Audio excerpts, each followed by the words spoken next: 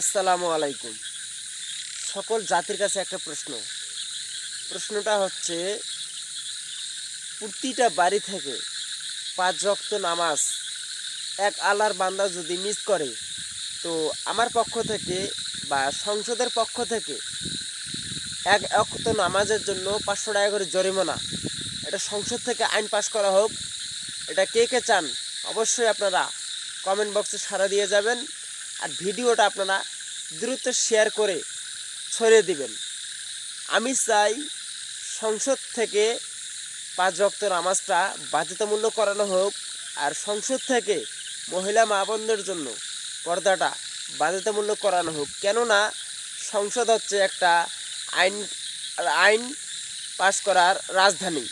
সেখান থেকে যদি আইন পাশ না হয়, তো কখনোই মানুষ নামাজের দিকে আসবে না, কখনোই মানুষ পর্দার দিকে আসবে না।